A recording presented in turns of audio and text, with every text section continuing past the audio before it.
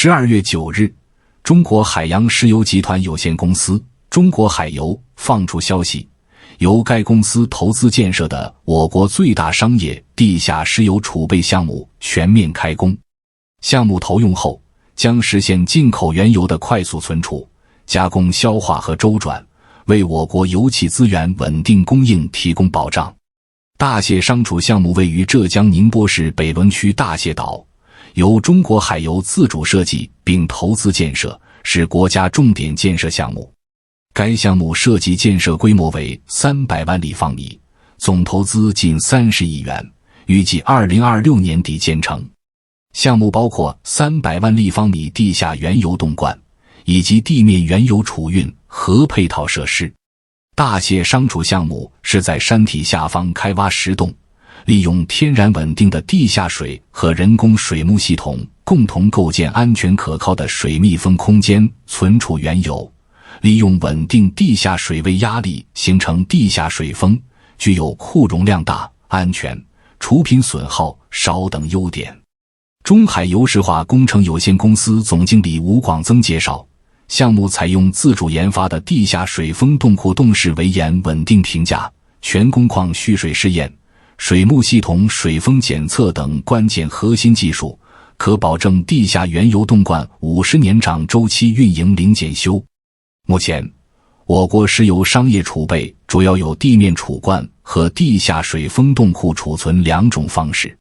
与地面储罐相比，地下水封冻库通常建设在地下一定深度，运营安全可靠，建设成本降低约 20%， 运营成本减少约 50%。同等规模油库可节约建设用地约950亩，同时解决了油品蒸发损耗的问题，在绿色低碳环保方面有显著优势。大卸商储项目由中国海油自主设计和建设，包括300万立方米地下原油冻罐，以及地面原油储运和配套设施，在山体下方开挖石洞，利用天然稳定的地下水和人工水幕系统，共同构建安全可靠的水密封空间，存储原油，可保证地下原油冻罐50年涨周期运营零检修。目前，我国石油商业储备主要有地面储罐和地下水封冻库储存两种方式。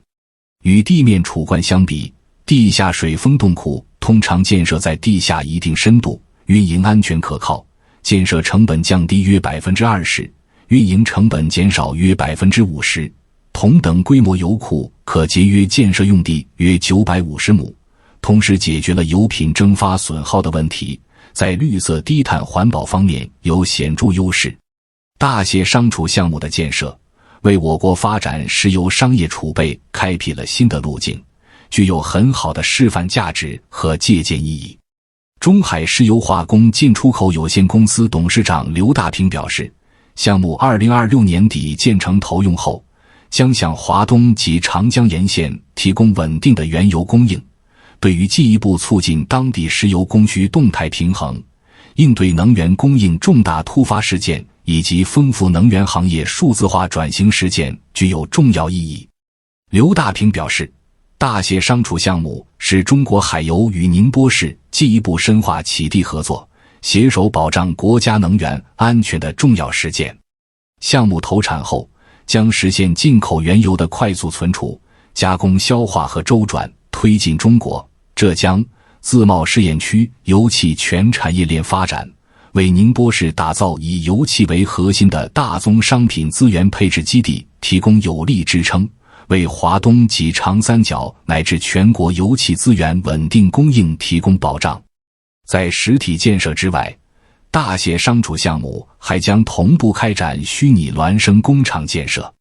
智能制造中的数字孪生，就是将我们现实中的物理世界和虚拟中的数字世界无缝连接，使得真实场景中产品的设计、制造、服务等全生命周期环节在虚拟系统中得到全尺寸还原。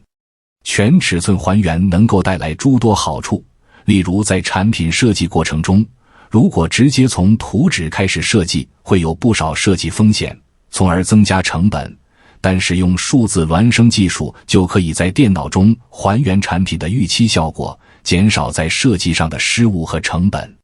数字孪生是现代智能制造推进当中一个非常重要的技术领域。2023世界智能制造大会主题大会上，发布了中国智能制造发展8大趋势，其中之一便是数字孪生工厂是重点方向，提升工厂建设运营水平。据统计，全球范围已建成200多座地下水封冻库，主要分布在挪威、瑞典、德国、法国等国。我国自20世纪70年代开始研究建造地下水封冻库，2000年以后进入高速发展期，经过20几年的技术积累，首次将地下水封冻库技术用于大卸商储项目，将为我国推进石油商业储备开辟新的路径，对保障经济的持续快速协调发展有着重要意义。2015年，我国推出最低商业原油库存制度，加工企业库存不低于15天。为何要建立最低商业原油库存制度？我国原油对外依存度近 60%， 开展商业储备是确保我国能源和经济安全的需要。一个国家的能源储备主要分为国家战略储备和商业储备。战略储备是一种由政府控制的资源，只在战争或严重自然灾害造成石油供给短缺时才会投放。而商业储备则是指石油生产流通或相关企业根据有关法律法规，为承担社会责任而必须保有的最低库存量，用以保障国家能源安全和平抑价格剧烈波动。在国内石油供应因自然灾害、突发事件等出现紧张状况时，国家可依法统一调度商业原油库存。在满足最低库存标准的前提下，商业原油库存企业则可以自主调配使用和轮换。石油的国家战略储备和商业储备都是国际惯例。1973年中东战争期间， OPEC 石油输出国组织国家对西方国家实施石油禁运。以美国为首的发达国家于1974年成立了国际能源署，要求成员国必须存有一定的石油储备，其认为的安全标准是库存量应达到90天的消费量。目前我国石油年消费量超过5亿吨，国内大庆、胜利、华北等大型油田稳产增产的压力都在不断加大，加上我国海上石油运输通道存在一定风险，我国能源安全还存在较大脆弱性。目前我国石油战略储备仍然是低水平的。我国从2003年开始筹建石油战略储备基地，规划用15年时间分3期完成油库等硬件设施建设。2015年，国家石油储备1期工程建成投用，包括舟山、镇海、大连和黄岛等4个国家石油储备基地，总储备库容1640万立方米，储备原油1243万吨。我国石油储备水平低的一个重要原因就是，无论是国有还是民营企业，大都存在着一种低进高出的获利思维，加上商业储备会占用企业大量的资金。哪怕是油价暴跌的现阶段，